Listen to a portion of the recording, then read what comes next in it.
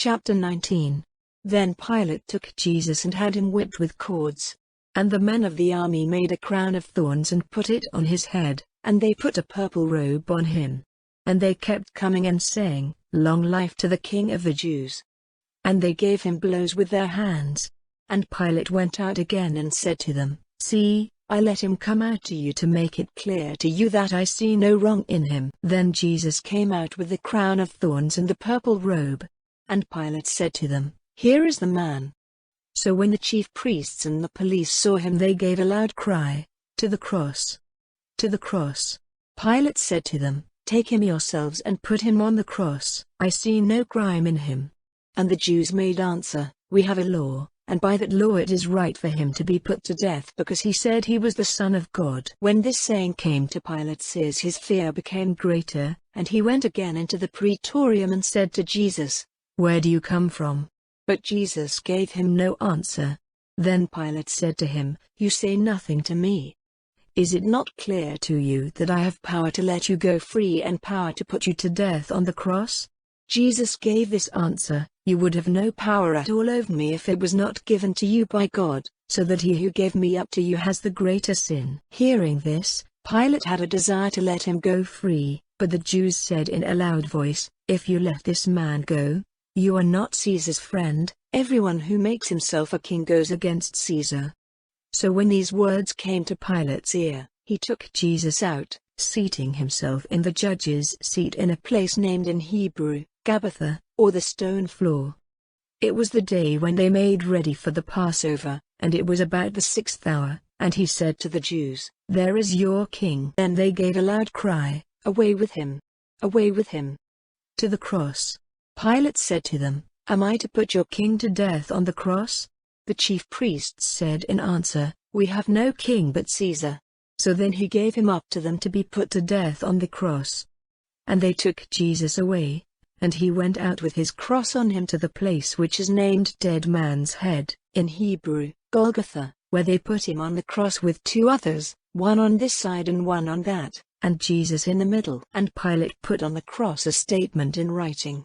The writing was, "Jesus the Nazarene, the King of the Jews."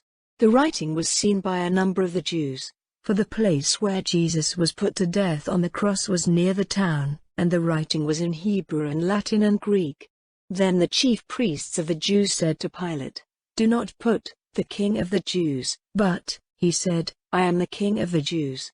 But Pilate made answer, "What I have put in writing will not be changed." And when Jesus was nailed to the cross, the men of the army took his clothing, and made a division of it into 4 parts, to every man a part, and they took his coat. Now the coat was without a join, made out of one bit of cloth. So they said among themselves, "Let this not be cut up, but let us put it to the decision of chance and see who gets it."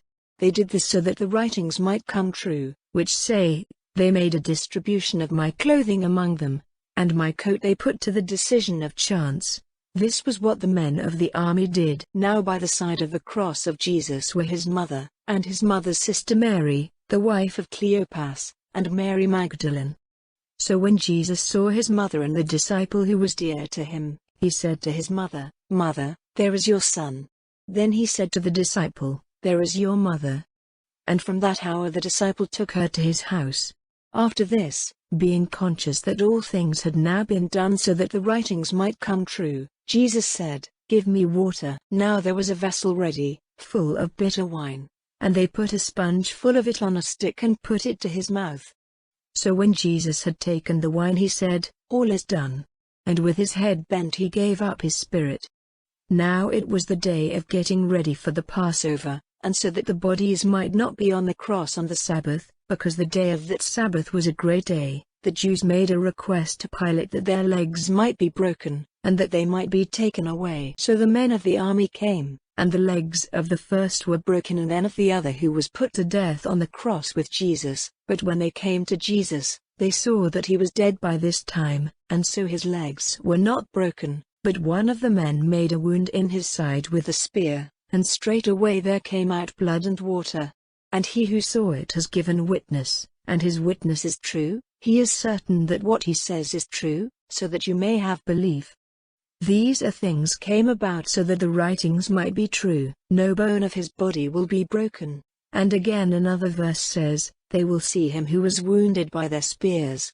After these things, Joseph of Arimathea, who was a disciple of Jesus, but secretly for fear of the Jews, made a request to Pilate to let him take away the body of Jesus, and Pilate said he might do so.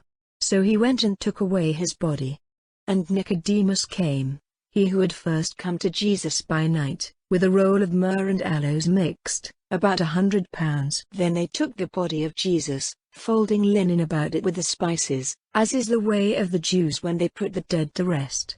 Now there was a garden near the cross, and in the garden a new place for the dead in which no man had ever been put.